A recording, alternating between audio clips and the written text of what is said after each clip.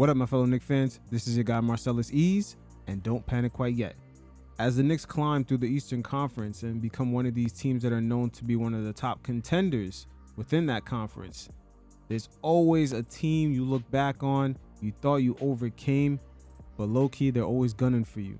And this season, it's looking like the Cleveland Cavaliers as well as the Orlando Magic, quiet as kept, could be two of those teams that the fan base tends to overlook until they catch you by surprise when you see what kind of lineups that they're working with. And the Cleveland Cavaliers, very similar to the Orlando Magic, have a good amount of players coming off the bench as well as starting that could defend multiple positions, and they do not necessarily have to double team. And in this segment, we'll take a look at a few of the schematics that they threw at Jalen Brunson as well as Anthony Towns, which led the Knicks to kind of make boneheaded decisions going down the stretch of this game. The shot selection was poor, as well as Josh Hart being questionable before this game and getting injured, thus taking away some of the versatility that the starting lineup had going down the stretch. I'm not going to say no more. Let's just get to it. Of all the places to get traded, I got traded to Cleveland. Ooh. I equated that to being shipped to Siberia, man. Shit, not Cleveland. But Cleveland prepared me for retirement. I'll go right. Ever since the Knicks gave the Cavs that ass whipping back in 2023 in the playoffs, they sort of went through this phase of just trying to find themselves last season, where they were almost like those biblical stories that you hear of the man walking through the desert, trying to find himself. That was the Cavs, basically, before they hired Kenny Atkinson as a coach, and now they're able to better utilize their younger players in Evan Mobley and also Darius Garland. So that's one of the reasons they got this coach.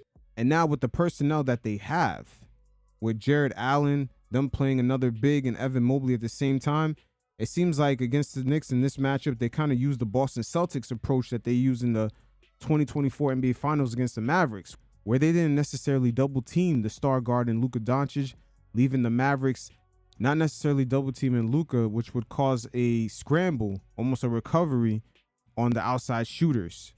And in the first matchup in this season, we're going to see right here, they're switching off rip.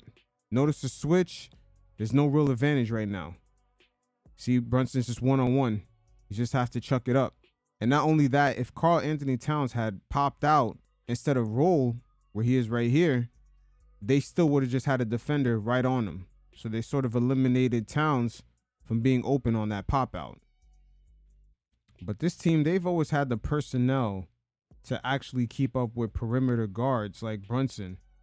As you can see right here, they're comfortable leaving Evan Mobley, one of their bigs, one-on-one with them. Same thing for Jared Allen, as we'll see later on. But not only they have two bigs that give them that flexibility, their whole roster makeup is very similar. They got Dean Wade, Georgie Yang, Isaiah Okoro, their 5th overall pick. He's shown some maturation from last season. Also, Karis LeVert, we all know from time to time, especially when he was in Brooklyn, he could be a good defender. They have Ty Jerome and Sam Ariel. So this roster is made up of quite a few guys who could defend where teams don't necessarily have to double, because when that happens, that gives Brunson the advantage to actually kick out to one of the players, either Josh Hart penetrating or one of the shooters right here, or even Towns when he stands out here from 3. As you can see right here, they're extremely comfortable. Look at that, Brunson one-on-one with Evan Mobley as he's able to draw the foul right here. But they'll live with that. So that has been the Cavs' approach early this season. As you can see right here, Isaac Okoro one-on-one with Brunson. They're comfortable leaving their guys. Look at that, there's no double. We're used to seeing this whole area right here. All the defenders would normally collapse. But you see, they're comfortable leaving Okoro with Brunson, and there's no open shooters. Usually off that double, there would be an open shooter. Ty Jerome stays. Everybody stays. Jared Allen. And the only open shooter, and this is something that they were very calculated in, is Josh Hart. They would leave him more open. So whoever was defending him, they stunted in a lot harder. Man, I got to tell you what, Deuce McBride definitely on the come up. They're respecting his shot, just the threat of it, a lot more than in past seasons. But right here, again, Brunson is just stuck. Good defense by Isaac Okoro. But again, the Cavs going to last season from this year, especially with their new coach, Long Island native Kenny Atkinson, he's not afraid of giving younger guys more shine, and he better utilizes the younger players. Again, Evan Mobley and Darius Garland last season pretty much disappeared for the Cavs. There was in no man's land. They were just trying to find their identity all season while dealing with injuries. Right here on this switch, we see the Cavs be real comfortable, leaving Brunson one-on-one with Ty Jerome. Look at that. No double. No double in here. Nobody collapsing. And whoever guards Josh Hart, let's say if he was out here, that defender would be stunting in, trying to get in Brunson's way a lot harder than these defenders. Let's just say if this was Towns way out here, Jarrett Allen wouldn't stunt in as much. But they're comfortable. Brunson makes that, but they're comfortable leaving Brunson one-on-one just for the time being, but they're going to give him different looks throughout the game. Again, the Cavs got their 5th overall pick, Isaac Okoro, guarding Brunson. And right here, a quick switch with Ty Jerome. And notice Okoro right here. He's going to blitz Brunson. Nowadays, we can make teams pay for doing that. We have guys who can open things up. Josh Hart, penetrator. Let's say Towns was out here. He can make them pay. And our guy Deuce, with the development coming through, can make them pay for that. Great decision making by Mikal Bridges right there. The Knicks right here switch it up a bit. You got Josh Hart bringing up the ball. And now Brunson going through the staggered screens. And look how comfortable the Cavs are. They're going to leave Jarrett Allen one-on-one with Brunson. Again, they have the personnel for this. Very similar to the Boston Celtics. They don't have to necessarily double team. See? The Knicks this offseason were not the only team that was kind of chasing down what the Boston Celtics had. You see, the Cavs, they really have a good amount of defenders that are versatile. Check out Dean Wade right here standing at 6'9". It's a good contest on Brunson. So the Cavs, in a way very similar to the Knicks, have constructed their roster to have just, a number of defenders who could be comfortable in switches, because you don't really want to get caught up switching too much versus Boston, as they are the top dogs of the East. Again, check out this switch right here. Look at Caris LeVert. He reads it real early, as they're comfortable leaving Brunson one-on-one with Sam Ariel. Very physical. And the Cavs, they remember getting punked by us back in those playoffs, and the way this roster is constructed, they don't want that to happen again. The Cavalier younger players are definitely showing a bit of maturation from previous seasons, as right here Evan Mobley is guarding Josh Hart. So he could sag off of him a little bit as Brunson makes his way in. Pay attention to Mobley. He's going to help out. He knows he's on Josh Hart. Again, the Cavs giving the Knicks different looks. Check out Jarrett Allen right here. This is crunch time. The game is starting to get a little bit tight. And yeah, they're blitzing. They're giving Brunson a lot of different looks, trying to take away certain lanes. And we're definitely going to need Towns and Bridges to be more assertive. And shout out to OG. He was really assertive in this game. OG this season looking a lot different, trying to handle the rock, trying to take it himself. OG cashing those $40 million checks. Yeah, we see you, OG. He trying to work that off. We low-key pocket watching, but we got you. The Cavaliers continue to give Brunson different looks, as right here the defense fully collapses. And this is good offense right here. Great passing. Just not able to finish, but that was good offense. But from sequence to sequence, they're definitely messing around with Brunson, and they even zoned up at a point. Yeah, the defense in this game, as we can see here, a switch with Garland off rip from Dean Wade, and we're just leaving him one-on-one with Brunson. That's something that we didn't see before in the playoffs. This normally would be something that the Knicks would hunt for, him being the weaker defender, but they're comfortable with that. And as you can see, Dean Wade being the low man, he's going to help out here. And Towns, because he's nearby, he has Jarrett Allen stunting in a little bit, and Brunson turns it over. And this play right here, we down 5. You got about 2 defensive stops that you could make. So this is kind of crunch time situations right here. And what is exactly our identity in those scenarios? The spacing. How does it even look like? Again, Brunson 1-on-1 off the switch. And right here, what exactly is going to be the spacing? Does Towns instantly try to draw up a screen since he has Jarrett Allen there? Or does Towns make his way down to the other side and try to pull the defender away? What is everyone's role in this exact scenario? Down 5, about 2 defensive stops left to go. You know, we could make things happen at this point, but these guys together as a unit, they haven't really been in these scenarios yet. And it's still early. We got to watch how these things play out. They're going to learn from it. And we definitely have the personnel to make the adjustments. And also, it's so early into the shot clock. So Towns is just standing there. It seems like at this point, the offense just stagnated. Yeah, it's possible that we could have just reset right there at that point. Only down 5, 1:21 left. The Knicks defense definitely showed out in this old school bump and grind East Coast battle. And Towns is getting into foul trouble real early, open up the doors for Hukporti to actually come in the game and show some of his rim protection and some of his mobility, which is something that we really need as we wait for Mitchell Robinson to make his return.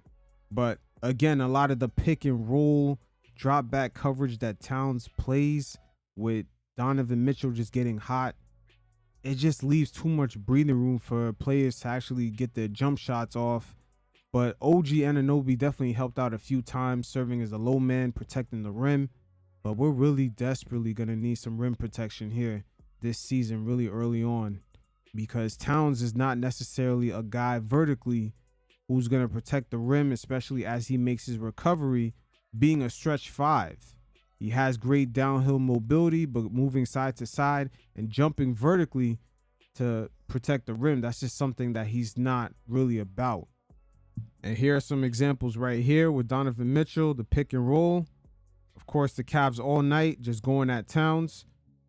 And right here, as soon as Towns gets beat, check out OG. The low man helping out. That's why I say he played really great defense all night. Now, Jarrett Allen right here, he initiates the action in the pick and roll with the Bridges trying to recover. Now, we're going to see the spacing that Caris LeVert has, like all this space right here. Check out OG also. OG's on the lookout, but also OG acknowledges where his man is at. And this has always been my issue with Towns. His awareness between the ball and his man that's rolling. But check out OG right here. See, this is the pressure zone right here where we need Towns to do a better job creating some sort of pressure right here as Mikal brings pressure from the back. But check out OG right here. Even though that was great defense by OG, just Caris LeVert right here coming off that pick. He just has way too much space to operate for my liking. So he could have threw up a floater right here at this point. Again, right here, check out Towns' verticality when guys are going downhill. Completely gets smoked on that Euro by Jarrett Allen. Since when does fucking Jarrett Allen be cooking guys with the Euro, man? Come on. Right here is a perfect example of what I'm talking about with Karl-Anthony Towns on the recovery. Look at this swipe right here. Not even close. So this is the reason why the importance of Hukporti and Mitchell Robinson returning to this lineup is really going to help us out defensively. And I wouldn't be shocked if Tibbs sometimes has a starting lineup with 2 bigs on the floor at the same time. And on the flip side of the coin, we're going to take a look at Hukporti, his recovery to the rim. His verticality is quite different and could bring a brand new dynamic to the Knicks this season. We're going to need bodies, as many bodies as we can, because the roster right now is very thin and it's very top heavy. And Ariel right here, man, he goes under the screen. He keeps up with Mobley right here. Great contest. We've seen a bit of Hukporti's mobility as he goes under this screen, and he keeps up with the mobile Evan Mobley on this play. Right here in transition, we're getting more of Hukporti and some of his swatting abilities when recovering to the rim, much better than Towns. Again, we're seeing where more the Knicks were headed towards with some of these draft picks. And low-key, I believe that they were aiming to get Towns since the draft. As you can see from the way they moved, getting PanKnick to take a pay cut and getting Hukporti as an additional big on the team. So the writing was already on the wall for the Julius Randle contract negotiations if it didn't come up to a certain number. And Ariel has come a long way from Summer League. Him being a drop back big, I really couldn't tell if maybe the speed was just throwing him off. As right here, you can see he clearly missed the block. He had an advantage to get there, but he was a little bit slower in Summer League. But sometimes that's how it is for the players coming in. There's an adjustment period with the speed. PanKnick kind of went through a similar situation, but it was with the three-point line, it being further back than it is in Europe. Here's another perfect example. Hukporti going up against Keon Ellis. He's fast as hell on the Sacramento Kings. And Hukporti doesn't even contest. Let's see that again in real time. No contest. It was just hard to tell in Summer League of what he could possibly be if rim protection wasn't his repertoire. Because right here he gets dunked on. It was just hard to tell. But right now, after seeing that Cavs game, he's definitely more mobile than what we've seen before. I don't know if perhaps he got into better shape or just used to the NBA speed. But he is looking a lot different. Here's another one right here. He just jumped straight up. He didn't really contest that many shots during Summer League. But hey, the development for the Knicks has really improved over the years. With Mitchell Robinson, Emmanuel Quickley, Miles McBride, and now we have Hukporti and Tyler Kolek to work on. And how can I forget PanKnick? So the Knicks have come a long way from just not really being a developmental franchise to making the proper adjustments, especially with this new CBA. You're going to need low contract guys on the roster to kind of make the numbers work. So in the matchup with the Cavs, this was our first opportunity to see how things could possibly look like with this unit when the game gets real tight going down the stretch. What are some of the characteristics with Mikal now there, Karl-Anthony Towns, and OG Anunoby all at the same time? And just going down the stretch in this game with the Cavs, we shot 10 for 28 after being up 13 points in the third quarter. The shot selection was real iffy in a game where we played tremendous defense. And again, it's still early. Guys are not trying to step on each other's toes, but there's a certain assertiveness, a certain aggression. We know what it looks like when things are clicking. We've seen how things panned out last January right before Julius Randle got hurt. And having that identity down pat is important. Last season in the playoffs, early on against the 76ers, we've seen a few meltdowns in game 2, not being able to close out that game. And also in the Indiana Pacers series in game 3, the Knicks not being able to shut the door and take that 3-0 lead came back to haunt them because the series just lasted way too long. So there were stretches last year in the playoffs where the Knicks kind of stumbled being that team that can close out down the stretches of these games. And this matchup against the Cavs was our first taste of it. Just countless turnovers. The poor decision making was what really opened up the door for the Cavs. Cameron Payne again, just a really poor shot right here. Plenty of time left on the shot clock too. Brunson being taken out of the game temporarily due to an injury. It came back to haunt the Knicks along with Josh Hart just having nagging injuries. Even before this game, he was questionable. Here's another questionable shot, this time by Karl-Anthony Towns. Up 2, and you really can't look for the referee. Look at Towns. Can't look for the referee to bail you out, man. Come on. Knicks up 1, about 7 minutes left. Check out the shot clock right here. And look at this shot by Karl-Anthony Towns. It was just overall a strange night. Look at Darius Garland with a little bit of pressure, but Mikal just loses it. Garland didn't even force that. Knicks down 4. Brunson early in the possession just takes it himself. But look who's there to help out. Mobley and Jarrett Allen. And low-key, Dean Wade, he could sag off of Josh Hart. So they can completely collapse this. Brunson has nowhere to get the ball to. So going down the stretch here, a really underrated thing is some of the versatility that Josh Hart does bring to the Knicks. He's a constant pressure on the rim. Defenders have to watch him trying to backdoor them or just put constant pressure going to the cup. But right here, Brunson just goes one-on-one with Darius Garland and just gets straight up blocked. Dean Wade helps out because, of course, he's going to sag off of the defender that's on the weak side. But, man, Darius Garland comes up with a big block. But, again, down 5. What is the Knicks' identity this season right here? A lot of guys are just camped out. Towns may want to throw a screen right here. The spacing is kind of weird because Towns right now, where he's at, he has his defender, Jarrett Allen, in the way.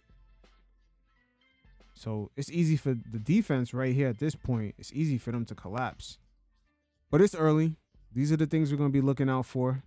The identity of this team within the last 2 minutes.